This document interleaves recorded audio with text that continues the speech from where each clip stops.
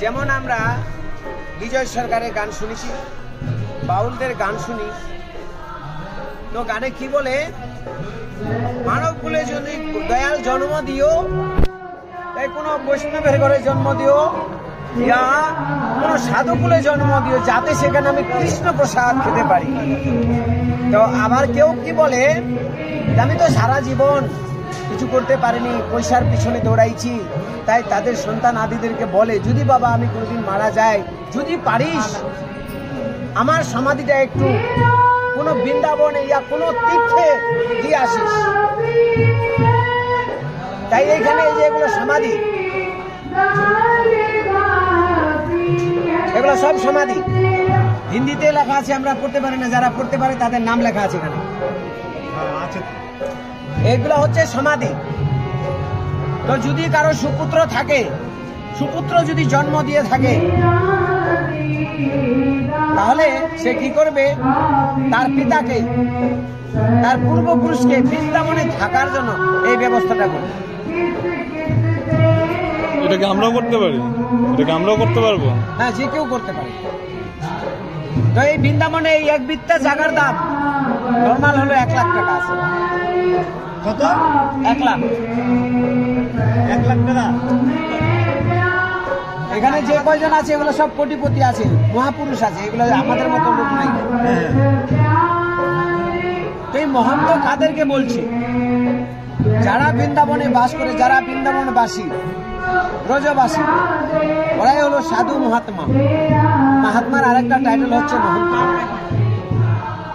সেই জন্যেই যাদের পূর্বপুরুষ এবং যাদের বাড়িতে এবং ছেলে মেয়েরা মুক্তিপরায়ণ, তারা কি করে, তাদের পিতা মাতা ইয়া পূর্বজরা যদি দেহত্যাগ করে, তাদের অস্তিত্ব এইখানে নিয়েছে, এই নিধিবনে, মধুবনে, 64 মহন্তে এইখানে যখন দিবে, তো এ সারা জীবন এখানে আমার পিতা মাতার অস্তিত্ব কোথায় আছে, বৃন্দাবনে আছে, গোলক বৃন্দাবন। এটাই গোলক বৃন্দাবন।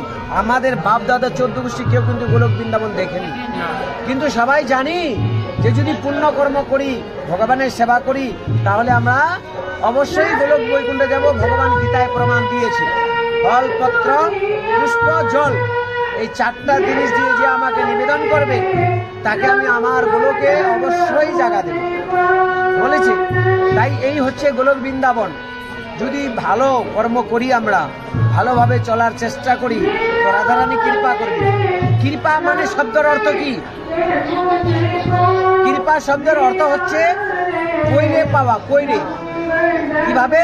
আমি পরিশ্রম করেছি, আর পরিশ্রমের ফলে আমার পকেটে টাকা আছে, মান সম্মান আছে, কিংবা কেউ কোনো সাধু মহাত্মা ওর জীবনের সবকিছু আশা আকাঙ্ক্ষা ত্যাগ করে ও একজন সন্ন্যাসী তৈরি হয়েছে, তাই সেই সন্ন্যাসীর চরণধুলি নেওয়ার জন্য আমরা পাগল হই। আমার চরণধুলি কেউ নিবে না, যদি জানে এই লোকটা তো অতটা শিক্ষিত না, কিছু না, এই চরণধুলি আমার নিবে। কিন্তু যদি কেউ জানে যে এটা একটা কোনো মহাপুরুষের সমাধি, তাহলে যে কেউ সেখানে মাথা টেকাবে, তার চরণধুলি নিবে, কারণ সে পরিশ্রম করে সেই পদবিটা তৈরি করেছে। এই জন্য ভগবান গীতায় বলেছে, তুমি কর্ম করো, ফলের আশা করো না। তোমার কোথায় ফল, কিভাবে তোমাকে স্থান দেবো সেটা আমি জানি। তাই এই নিধিবনের মাহিত্য এটা। এই বাকি জীবনটাও যেন আমরা এইভাবে জীবনযাপন করতে পারি, আমাদের ছেলে মেয়েদেরকেও যেন এই শিক্ষাটা দিতে পারি, তারাও যেন চেষ্টা করে, যদিও না পারে, যদি একবার ইচ্ছা করে, আহা গোবিন্দ যদি তুমি আমাকে কৃপা করতে, তাহলে আমার পিতা মাতার অস্তিত্বও আমি বৃন্দাবনে তাদেরকে জায়গা করে দিতে পারতাম। এটাও যদি করে তাও মুক্তি হবে। সেজন্যই নিজে কৃষ্ণ নাম করুন, পরিবারকে করান, ছেলে মেয়ে আত্মীয় স্বজন সবাইকে কৃষ্ণ নামের প্রভাবিত বন্যা বওয়াই দিন, সবাইকে প্রসাদ গ্রহণ করান। সেটাই হচ্ছে আদর্শ গৃহস্থ জীবন। আমরা বলি সংসার ধর্ম বড় ধর্ম। সংসার কার না আছে? কুকুরেরও আছে, শিয়াল বিড়ালেরও আছে, চিকা ছুচিন্দরের আছে, সাপ চেয়ারের আছে, কিন্তু তারা ভগবানের সেবা করতে পারে না। পারে? কিন্তু মানুষ এমনই একটা জন্ম, দুর্লভ মানব জন্মটা দুর্লভ একটা এখানে পরিবেশ পরিবেশ তৈরি আছে যে আমরা এই কবরের কাছে বসে আছি, আমাদের কোনো ঘৃণা হয়নি, আমাদের চান করতে হবে না, পবিত্র জায়গা। আর গৃহ কি করে শ্মশান হয়, অপবিত্র হয়। একটা মানুষ মারা গেলে তাকে শ্মশানে নিয়ে যাওয়ার আগেই একটা হাঁড়িতে গোবর চুনা দিয়ে রেডি করা হয়, কারণ ও বের হয়ে গেলে বাড়িটাকে পবিত্র করতে হবে। ওর বাড়ি, ও মারা গেল, ওই বাড়ি অপবিত্র হয় কি করে? কি করে অপবিত্র হয়? কি হয়? কারণ মারা গেল, ও আর নেই, এই জাগতিক প্রচালিত। কিন্তু ও তো মারা যায়নি। আত্মার তো কোনোদিন মৃত্যু হয় না, হয়? আত্মা কোনোদিন মরে না, এই শরীরটা পরিবর্তন হয়। তো একটা মানুষ মারা গেলে যদি আমাদের বাড়িঘর গোবর দিয়ে নেপানো হয়, তারপর সেই বাড়িঘর পরিষ্কার হয়। আচ্ছা বলো তো মা, ওই বড় বড় কাতল মাছ, রুই মাছ কোন সমুদ্রে উঠাইছে, কবে উঠাইছে, ও কবে মারা গেছে, কতদিনের মৃত্যু, তাকে বরফ দিয়ে আমাদের এখানে নিয়ে এসছে। এবার সেই মাছকে সুন্দর করে আমরা কেটে ফ্রিজেও রাখছি, প্লাস সুন্দর করে তেল মশলা দিয়ে ভাইজে কড়াইতে, কিসে ভাজি? আর একটা লাশ কোথায় জ্বালায়? শ্মশানে, ওখানে কড়াই আছে না, লোহার ফাউন্ডেশন করা আছে না, সেখানে দিয়ে ওকে জ্বালায়। আর আমরা কড়াইতে একটা মাছকে এনে জ্বালাই। তাহলে সেই মাছ, মরা মাছটাকে আমরা বাড়িতে এনে সেটাকে সুন্দর করে ভাইজে সুন্দর করে খাই। আর একটা মানুষ সেই বাড়ির মারা গেল, তাকে শ্মশানে যাওয়ার পরেই সেই বাড়িটাকে গোবর সোনা দিয়ে ধোয়া হয়। তাহলে মানুষ মারা, ও যদি অপবিত্র হয়, তো একটা মাছ কতদিনের মরা, ওটাকে যে বাড়িতে আনা হলো, সেটা কি পবিত্র হলো? তো এবার কোনটা শ্মশান হলো আর কোনটা মন্দির হলো বলো? হ্যাঁ দাঁড়াও, কোনটা শ্মশান হলো, কোনটা মন্দির হলো? বাড়িটা শ্মশান হলো না শ্মশানটা মন্দির হলো, কোনটা? এই জন্য যদি আমরা কোনো তীর্থের মাটি ইয়া কোনো গোপাল ইয়া কোনো বিগ্রহ বাড়িতে স্থাপন করি, প্রথমত সড়া পচা মরা মৃত্যু সবকে খাওয়া ত্যাগ করতে হবে।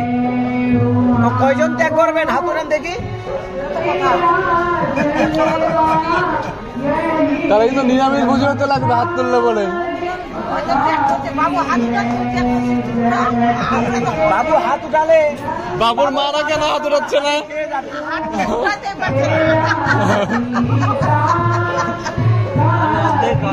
এই জন্য তীর্থের মাটি নিয়ে গেলে আমাকে চিন্তা ভাবনা করে নিতে হবে, আর না হলে ওটার বিপরীত ঘটবে। আমি আপনাদের ভাই বোন হিসাবে বলছি, নিয়ে যাও না, নিয়ে যাও ভালো, কিন্তু নিজেকে ভালো হতে হবে। যদি নিজে ভালো হতে চাও আর এই মানুষ জন্মটাকে ধন্য করতে চাও, মাটিটাকে নিয়ে যাও। প্রতিদিন ঘুম থেকে উঠে স্নান টিনান করে এই মাটি একটু কপালে লেপে দিবে, আর ভগবানের কাছে প্রার্থনা করে, হে গোবিন্দ, তুমি যদি আমার এই মানব দেহ ত্যাগ করার সময় একবার কৃষ্ণ নাম স্মরণে এনে দিও, আর তোমার নাম যেন স্মরণ করতে পারি, আর তোমার নাম স্মরণ করতে করতে যেন আমি গোলক বৈকুণ্ঠে যেতে পারি। বুঝতে পারলেন তো নাকি? তাহলে কি মাটি নেওয়া দরকার? তীর্থের মাটি নেওয়া দরকার। আর তীর্থের মাটি যখন নেওয়ার দরকার, তো শ্মশানে তো তীর্থের মাটি নিয়ে যাওয়ার দরকার নেই, মন্দিরের দরকার। তো যেই বাড়িতে সব হচ্ছে ওই বাড়িতে শ্মশানে পরিণত। হরিব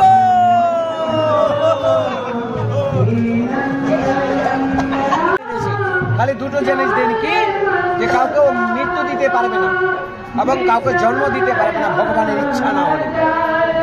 তাই মানব জন্মটাকে দুর্লভ জন্ম করেছে, যেমন কলিটাকে ধন্য করেছে, ঠিক তেমনি মানব জন্মটাকে ধন্য জন্ম। এই মানব জন্ম পেয়েও যদি আমরা কৃষ্ণকে পেয়েও যদি কৃষ্ণ সেবা করার সুযোগ পেয়েও যদি আমরা কৃষ্ণের সেবা না করি, তাহলে হেন মানব জন্ম আর পাবো। এই জন্য একটা গান আছে, আত্মনিবেদন তু আপদে করি হইনু পরম সুখী, দুঃখ দূরে গেল চিন্তা না রইল, চৌদিকে আনন্দ দেখি। আত্মনিবেদন পদে করি হইনু পরম সুখী। আত্মনিবেদন অর্থাৎ আমি রাজা হই, ফকির হই, অফিসার হই, চকিদার হই, যদি আমি আমার কৃষ্ণের চরণে আমার এই মন প্রাণ সঁপে দিই, তাহলে একদিন না একদিন সেই বৃন্দাবনে আমাদের জায়গা অবশ্যই হবে।